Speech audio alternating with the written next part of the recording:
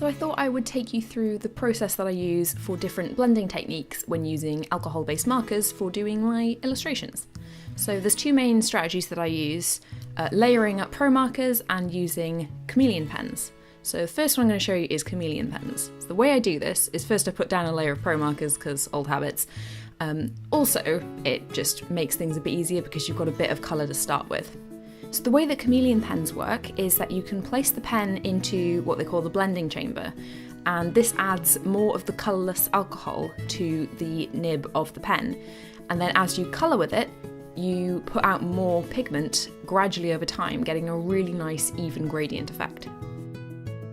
Now, they have their limitations, definitely, that it's difficult to do over a large area and keep the gradient consistent, as I'll demonstrate a bit later. But for something like this, where it's a fairly linear shape and you're just gradually building up the colour, it works really nicely. Now, I wasn't quite happy with the gradient the first time round, so I went back over it with the black. So this is just showing you putting the pen into the blending chamber. So you just stick it in there. There's effectively just another pen in the top which presses against the tip of the pen that you're using, and some of the ink comes out of it, the alcohol-based marker stuff. It takes a little while. The longer you leave it, the more time you have to work with the gradient. If you just want a very short change in the shade, then you just hold it in for a few seconds. So the other strategy that I use is layering up Promarkers. This is something I'm way more experienced at, so I generally do this method, but Chameleon pens have their place as well in how I use them. So you just keep adding different colours on top of each other, and it just builds up in a really nice way. You need a lot of different pens to do this effectively though, that is the disadvantage. But it is the main method that I use.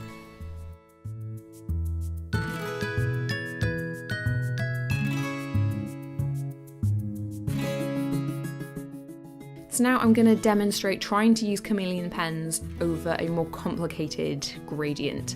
So I'm trying to do a sort of radial gradient coming out from the moon to give it a bit of a glow. And so the way I'm trying to do this is starting off with a very desaturated shade and taking the pen back to the blending chamber over and over to try and keep that shade consistent. And then gradually starting to build up, moving away from the moon and getting the shade a little bit darker and trying to keep it fairly consistent, and I'm not quite sure I achieved that, but this is something that I definitely need a little bit more practice of. I think it's totally doable once you've got the hang of it, but it's a little bit tricky to keep things consistent and requires an awful lot of concentration. So this was made for the DoodleTube prompt for this week, which was upside down. So DoodleTube is a Twitter account that give weekly drawing prompts. I like to do them as often as possible. They're usually quite nice ideas and I find my brain goes interesting places. I don't think this is the best piece that I've done, but it does demonstrate a couple of different techniques quite nicely.